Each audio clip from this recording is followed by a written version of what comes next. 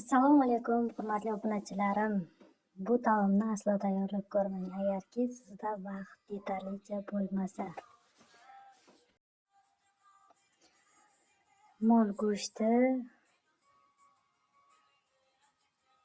o'rdak go'shti, unga tovuq filesi,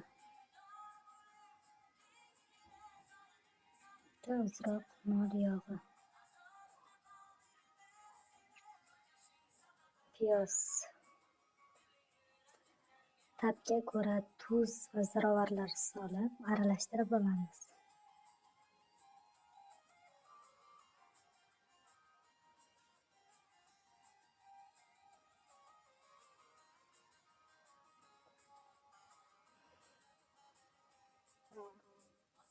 Qovoqni ichini tozalab olamiz va atrofiga folga o'rab olamiz, kuyib ketmasligi uchun.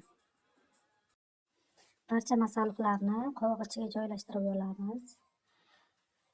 Hamma o'zi xohlagan go'shtdan foydalanishi mumkin. Kimdir mol go'shti, kimdir tovuq go'shti, kimdir asarchi foydalansa ham bo'ladi.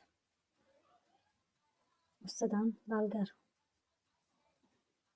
Ichidagi masalliqlarni ham o'zlaringiz xohishingizga ko'ra solishingiz mumkin.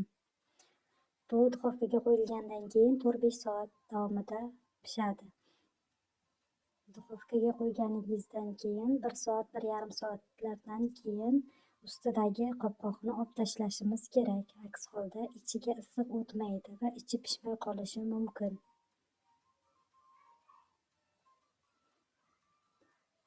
Endi buni suvini quyib turamiz.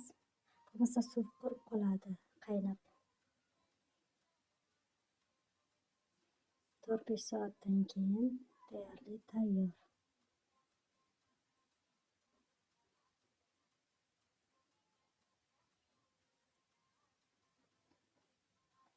Tayyorlab ko'rishingizni tavsiya qilaman. Vitaminga boy taom bo'ldi. Albatta tayyorlanib ko'ring, afsuslanmaysiz. Ta'mi juda ham ajoyib bo'lib chiqdi.